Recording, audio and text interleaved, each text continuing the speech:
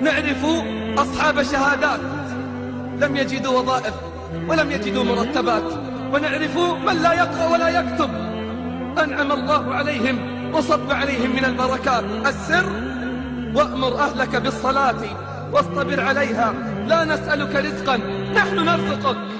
جاء أحدهم إلى أحد الصالحين يشتكي ارتفاع الأسعار والأثمان. قال الصالح: والله ما أبالي لو أن حبة الشعير بدينار، علي أن أعبده كما أمرني وعليه أن يرزقني كما وعدني. علي أن أعبده كما أمرني وعليه أن يرزقني كما وعدني. وما خلقت الجن والإنس إلا ليعبدون ما أريد منهم من رزق وما أريد أن يطعمون.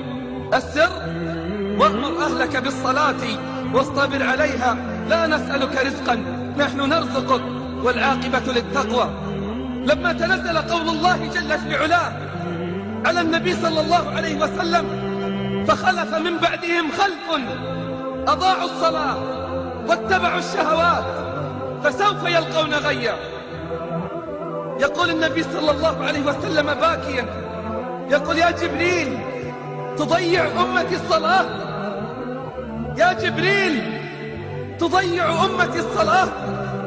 قال: يا محمد يأتي أقوام من أمتك يبيعون دينهم كله بعرض من الدنيا قليل، فضيعت الصلوات وارتكبت المحرمات، كيف يستقيم الحال وكيف يتربى المجتمع على الفضيلة إن لم يحافظ على الصلوات؟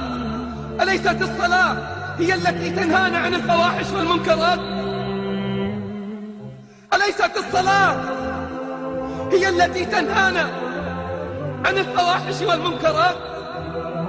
يكفينا أمرا ربانيا واحدا حتى نعلم عظم قدر الصلاة عند الله. أما يكفيك أن الله افترضها فوق السماوات؟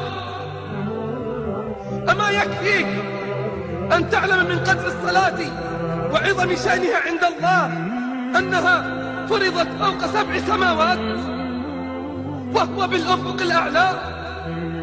ادنا فتدلى فكان قاب قوسين أو أدنى فأوحى إلى عبده ما أوحى. أمره ب50 صلاة فلا زال يخفف عنا حتى جعلت 5 صلوات بأجر 50، 5 صلوات بأجر 50. الصلاة نور، كيف تستطيع أن تسير في الظلمات؟ كثير يتخبطون، كثير يشتكون من الهموم والغموم، علاجهم الانضمام إلى صفوف المصلين، مآسي الشباب في كل مكان، وعلاجهم ادخلوا بيوت الرحمن، انضبطوا في صفوف المصلين.